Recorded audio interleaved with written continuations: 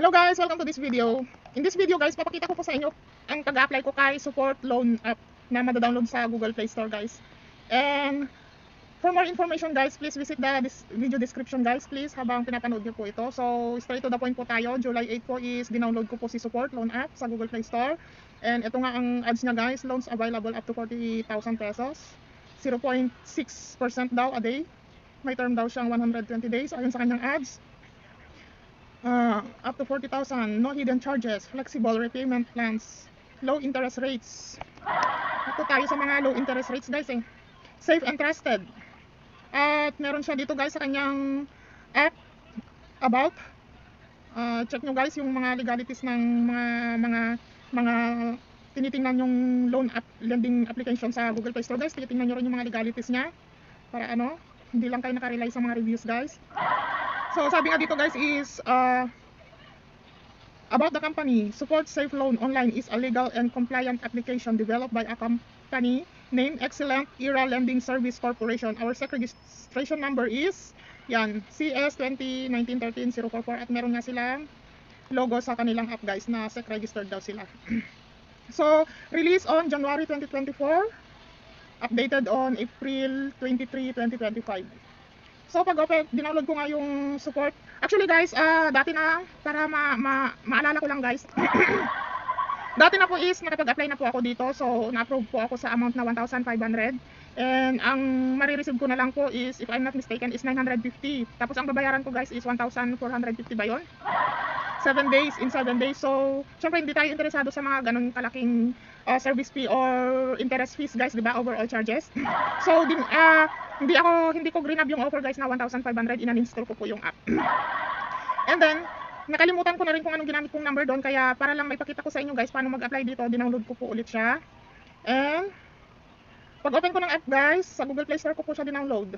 Notice regarding collection of user data. Yan. Yung ano niya, location. Mandatory na i-open nyo po yung location. Yan. I-allow nyo lahat ng gusto nilang ma-access. Pero guys uulitin ko guys yung itong advice ko na to guys, kasi ito po yung ginagawa ko talaga bago po ako mag-apply sa isang lending app, online lending app guys. Sinisigurado ko pong malinis yung aking phone book. Yung meron tayo dito guys, siguro i-attach ko guys dito yung ano para magkaroon po kayo ng idea. Sa settings po ng ating cellphone is meron po ditong privacy. Ipag-aralan nyo pong mabuti yung security and privacy sa settings po ng phone natin, no? Para kahit i-allow natin tong mga apps na to na ma-access yung mga gusto nilang ma-access, kasi lahat na lang gusto nilang ma-access. Meron kasi dito guys, meron dito katulad ng katulad dito sa settings ko guys is, ang gamit ko pong phone guys is Infinix Hot 20 Play. Bale ilang taon na rin sa akin to. Ang ginawa ko guys is, dahil siya na lagi yung gagamitin ko sa mga lending app, is nilinis ko po talaga tong phone na to guys. And then dinouble check ko yung sa my privacy guys. Ito kasi si Infinix guys, ewan ko po kasi sa ibang Android phone, kasi Infinix lover po kasi ako eh. Si Infinix po kasi guys is meron siyang secure card. Secure card, when enabled, apps with allowed permission can only access blank data like contacts, call log, SMS, calendar. So check nyo kung merong ganito yung inyong Android phone guys, okay? And then mabalik tayo kay support. Nasaan na tayo? So nandun na nga tayo guys sa pag-a-apply, no? I-allow natin lahat yung mga gusto nilang ma-access, yun na nga. And then apply. Highest loan available 20,000 pesos, 0.6% day. Term 120 days. Huwag tayo masyadong nagpapaniwala guys sa mga ganitong mga ads po nila ha. So nag-start na ako sa apply guys. Ito kailangan nating fill upan ang educational level, email address. So yung email address ko rin guys is dinelete ko na lang din yung mga hindi kailangan. Ang nakalagay na lang na email address ko dito guys is yung mga gagamitin ko lang talaga sa lending app. Marital status, number of children, number of current loans, syempre 0, puro 00 lang nilagay ko dyan guys, puro 00 lang. Overdue days, number of loans, syempre puro 00 lang kasi totoo naman, hindi naman ako nagpapa-overdue. So ano to? Number of children too. And then mandatory rin sa kanya to guys, tong yung nilagay mo na yung any overdue loans in the last 6 months, no lang ang nilagay mo guys, pero mandatory pa rin guys na maglagay ka ng amount. Siyempre ang nilagay ko guys is 0 to 1,600 kahit wala naman akong overdue guys. Pero minamandatory kasi nila guys na maglagay ka ng ano dyan ng amount. Kasi wala nga akong overdue, edi sige na nga 0 to 1,600 pesos. Job status, industry, company name, siyempre kung ano guys, pangalan ng, kung self-employed ka guys, pangalan ng ano mo guys, store. Hindi naman kailangan company talaga guys eh. Nilalagay ko sa mga ganito guys, yung mini business ko guys, ang nilalagay ko talaga yung pangalan ng ano ko, ng business ko, ng tindahan ko. And then yan, company address, company phone number, salary type, self-employed ka na nga, may salary type pa. Kailangan mo ipilapan natin guys, ano na lang, discarte na lang. So, salary type, mandatory kasi yan guys.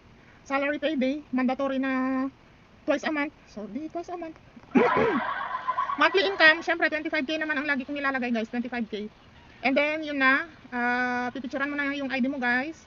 And then, postal ID ang ginamit ko dito guys. Postal ID. Yes.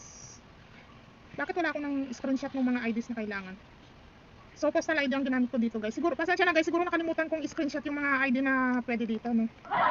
Pero postal ID, ibig sabihin guys, kung pwede ang postal ID dito guys, ibig sabihin marami ka pang pwedeng pagpipilian ng ID dito kasi nandito si postal ID eh.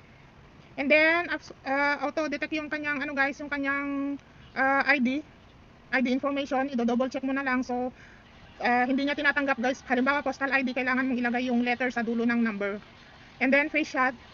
And then 3 contacts guys. Syempre ang binigay ko ulit na contacts ko guys is yung mga mga ano ko old. Yung mga old contacts ko guys na ano na, hindi na gumagana. Yan, gawa-gawa na lang ako guys ng mga ano, ng mga pangalan, mga alias-alias. Oh, may idea kayo guys ha, may idea kayo. Oh, yung honestly ha, to be honest guys, nagbigay ako ng, kasi humihingi sila guys ng 3 contact reference. So, contact 1, 2, 3 reference.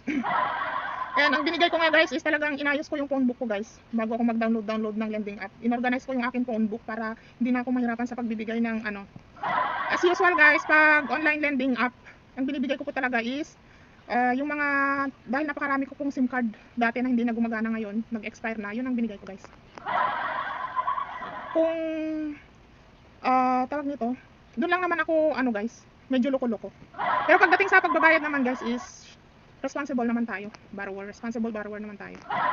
So ang pinili ko dito guys is pagdating sa withdrawal method na guys, meron siyang e-wallet, bank card, syempre always bank ang option, ang pinipili ko guys. Nasa sa inyo yan kung gusto nyo e-wallet guys or bank. Ako kasi guys always bank ang ginagamit ko, bank. So ito na guys, agad-agad naman, congratulations, you have finished all the certifications. We have the best portfolio for you with a 90% approval rate. Apply now. Ayan na guys, meron akong approve amount na, ano ba yan, 800 yung hindi ko napansin to pero na-screenshot ko guys. So 800 yung nag-pack up guys. Pero sa front nung clinic ko guys, ito, di ba 800 yan guys, di ba? Nakikita nyo? O clinic ko yan guys, click to view loan details, 8,000 guys.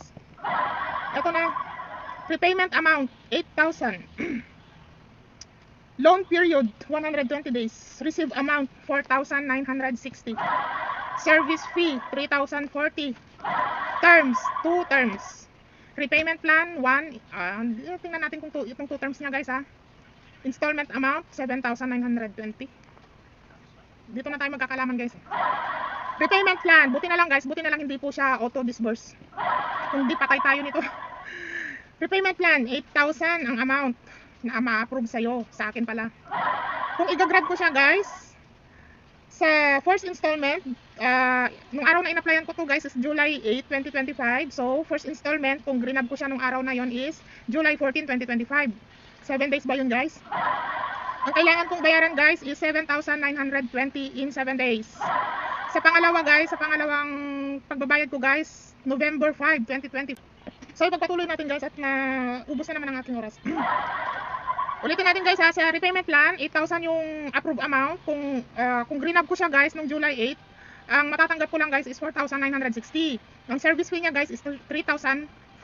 That's 7 days guys. July 14, 2025, ang kailangan kong bayaran guys is 7,920. Sa pangalawang pagbabayad ko guys, kasi 2 terms daw siya. Sa November 5, 2025, ang babayaran ko daw is 80 pesos. So, nagets nyo ba guys? Ang marireceive ko is 4,960. Ang babayaran ko is ang service fee is 3,040. Bali hindi ko siya marireceive ng buo. Tapos, yun na yun guys. Until November 5, 2025, ang overall charge niya guys is 3,040. Pero in 7 days guys, kailangan ko nang bayaran yung 7,920. In 7 days, kumita na sila ng 3,000 guys. Siyempre, hindi naman tayo, huwag tayong, para sa akin lang guys ha. Siyempre hindi ako papatol sa ganito guys. Hindi pa naman pagbibigti ito guys eh. Pagbibigti. Pero kung tarantado siguro akong tao guys, pwede kong i-grab to, sabay wag ng bayaran. No, it's a bad manners. Kung hindi tayo agree guys, kung hindi tayo agree sa terms and condition nila, wag na lang nating patulan, wag na lang nating i-grab. Mas maganda pa rin na tahimik ang ating pag-iisip. Walang sakit sa ulo ba. So yun lang guys. Approve nga ako sa 8,000 guys. Kaso ang ma-receive ko na lang is 4,960. In 7 days is kailangan kong bayaran ng 7,920. So hanggang dito na lang guys. Hope na may napulot kayong aral sa aral or idea guys dito sa pag-a-apply ko kay support. So kung bakit nga ba ako na-approve ng ganun kalaking amount. Maganda sana guys no kung fair yung niya, yung service fee niya. Kaso sobra naman yun guys. 7,000, kikita na agad sila sa akin ng 3,000. Buti sana guys kung maganda sana siya guys kung hindi siya 7 days. At least man lang sana yung 8,000 man lang sana na yun guys is 2 months to pay. Pwede pa. 'Di ba guys? 2 months to pay tapos buo mo sana siyang matatanggap. Maganda. Okay na sana yung 3,000 na tubo niya pag 2 months to pay. Tapos buo mo siyang matatanggap. Ang kaso guys, 7 days lang eh. 7 days tapos hindi mo siya buong matatanggap. Tapos yung 3,000 na yun, 3,000 plus na yun is ibabawas na. Kasi pwede na sana eh. 'Di ba guys? Agree ba kayo? Kasi kung gagamitin mo to sa business guys, ang offer sa akin is 8,000. Kung gagamitin ko sa business to guys is kung 2 months to pay sana siya tapos buo ko sana siyang matatanggap. Okay lang sa akin guys na magbayad ako ng 3,040. Ang kaso hindi eh. 7 days lang guys eh. Kahit sabihin nating negosyante ako guys, hindi ko papatulan yung ganito. Kahit pa sabihin nating kaya kong kitain to in 7 days, hindi rin guys kasi para ka na lang nagtrabaho para sa kanila. Okay guys, hanggang dito na lang. Thanks for watching. See you on my next videos. Ingat po kayo.